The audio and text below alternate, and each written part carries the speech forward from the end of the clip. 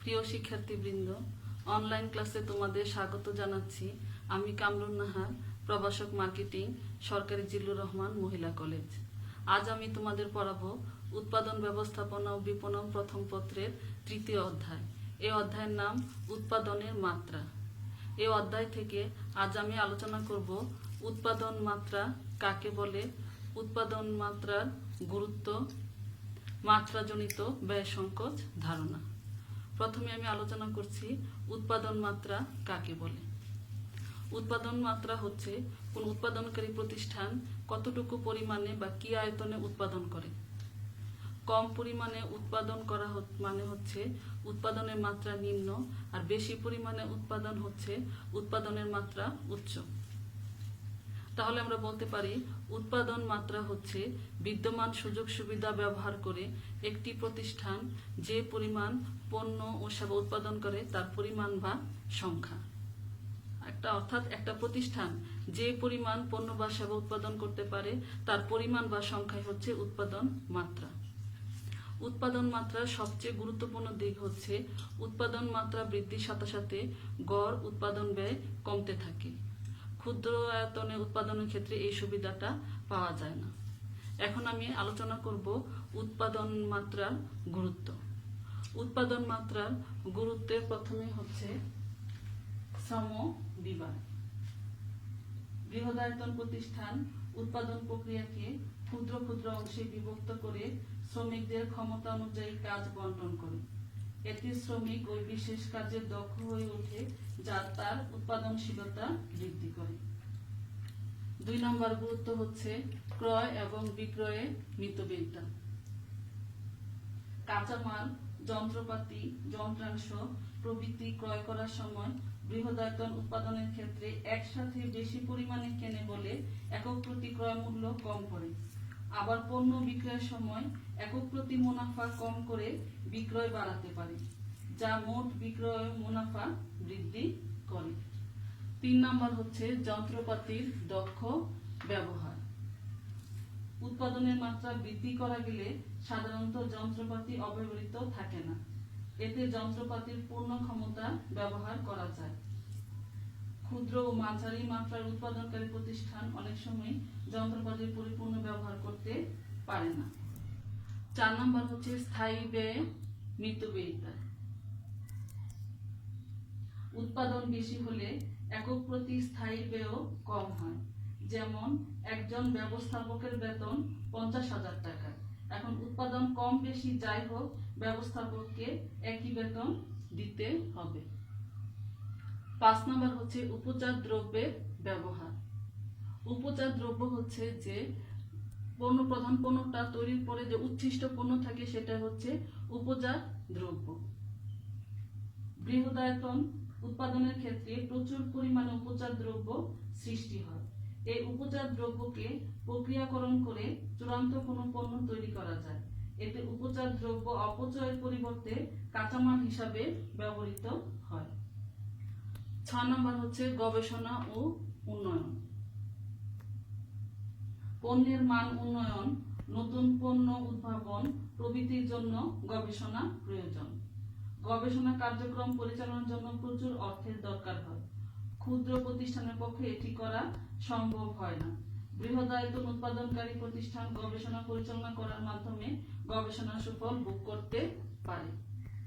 7 নম্বর গুরুত্ব হচ্ছে কারিগরি ব্যয় সংকোচ। আধুনিক ও উন্নত মানের মেশিনারি ব্যবহার করার কারণে বৃহদায়তন উৎপাদন ক্ষেত্রে প্রতিষ্ঠান ব্যয় কমাতে পারে। স্বয়ংক্রিয় মেশিনে কম শ্রমিক দিয়ে উৎপাদন করা যায় বলে খরচও কম হয়। 8 নম্বর দেখো ব্যবস্থাপকীয় ব্যয় সংকোচ। প্রধান ব্যবস্থাপকের অধীনে কয়েকজন অধস্তন কর্মকর্তা থাকে। প্রতিষ্ঠানের আয়তন বাড়িয়ে বা একই ব্যবস্থাপকের অধীনে প্রতিষ্ঠান বাড়িয়ে ব্যয় সাশ্রয় করা যায়। 9 নম্বর হচ্ছে আর্থিক ব্যয় সংকোচ। উৎপাদন মাত্রা বৃদ্ধি করা গেলে প্রয়োজনীয় মূলধন সংগ্রহ করা সহজ হয়। বিনিয়োগকারীরা বড় প্রতিষ্ঠানের প্রতি বেশি আগ্রহ দেখায়। এছাড়া ব্যাংক, বীমা ও আর্থিক প্রতিষ্ঠানগুলো বড় প্রতিষ্ঠানকে সহজে ঋণ দেয়। অনেক সময় বড় প্রতিষ্ঠান কম সুদেও ঋণ নিতে পারে।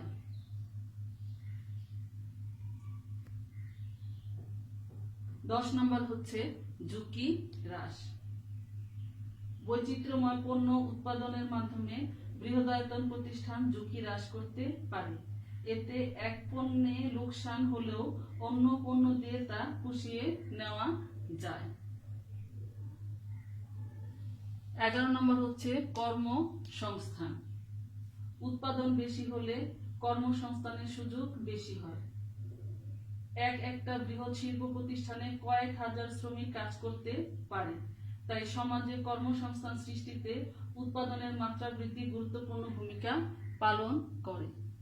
12 নম্বর হচ্ছে জীবনযাত্রার মান উন্নয়ন। মানুষের জীবনযাত্রার মান উন্নয়নে উৎপাদনের মাত্রা বৃদ্ধি বড় ধরনের অবদান রাখে।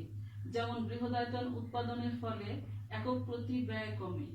এতে পণ্য মূল্য কমে, যা ক্রেতার ক্রয় ক্ষমতা বৃদ্ধি করে। ফলে মানুষ বেশি পণ্য ভোগ করে জীবনযাত্রার মান উন্নত করতে পারে। আবার বেশি শ্রমিকের কর্মসংস্থান হয় বলে শ্রমিকদের জীবনমানও উন্নত হয়। তাহলে দেখো, উপরোক্ত সুবিধাগুলো গ্রহণ করার জন্য সকল উৎপাদনকারী চায় উৎপাদন মাত্রা বাড়াতে। উৎপাদনের মাত্রা বৃদ্ধি ব্যয় হ্রাসের সাথে সাথে প্রতিষ্ঠানের মুনাফা বৃদ্ধি করে। এর জন্য উৎপাদন মাত্রা গুরুত্বপূর্ণ ভূমিকা পালন করে।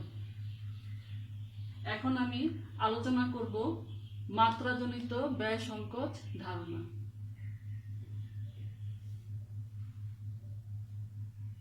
উৎপাদন ব্যয়ের উপর উৎপাদন মাত্রার গুরুত্বপূর্ণ প্রভাব রয়েছে। উৎপাদনের মাত্রা বা আয়তন বাড়ার সাথে সাথে একক প্রতি গড় ব্যয় কমতে থাকে। উৎপাদনের আয়তন বা মাত্রা বৃদ্ধির সাথে ব্যয় হ্রাসের এই সুবিধাকে মাত্রাজনিত ব্যয় সংকোচ ধারণা বলে। আবার দেখো, উৎপাদনের আয়তন বা মাত্রা বৃদ্ধির সাথে ব্যয় হ্রাসের এই সুবিধাকে মাত্রাজনিত ব্যয় সংকোচ ধারণা বলে। অধ্যাপক মার্শালের মতে মাত্রাজনিত ব্যয় সংকোচ দুভাবে হয়ে থাকে। 1 নম্বর হচ্ছে অভ্যন্তরীণ ব্যয় সংকোচ, 2 নম্বর হচ্ছে বাহ্যিক ব্যয় সংকোচ। অভ্যন্তরীণ ব্যয় সংকোচের মধ্যে কি কি আছে দেখো। ক নম্বর হচ্ছে কারিগরি ব্যয় সংকোচ। আধুনিক ও উন্নত মানের মেশিনারি ব্যবহার করার কারণে বৃহদায়তন উৎপাদন প্রতিষ্ঠান ব্যয় কমাতে পারে। স্বয়ংক্রিয় মেশিনে কম শ্রমিক দিয়ে উৎপাদন করা যায় বলে খরচ কমে। 2 নম্বর হচ্ছে ব্যবস্থাপকীয় ব্যয় সংকোচ। প্রধান ব্যবস্থাপকের অধীনে কয়েকজন অধস্থন কর্মকর্তা থাকে। প্রতিষ্ঠানের আয়তন বাড়িয়ে বা একই ব্যবস্থাপকের অধীনে প্রতিষ্ঠান বাড়িয়ে ব্যয় সাশ্রয় করা যায়।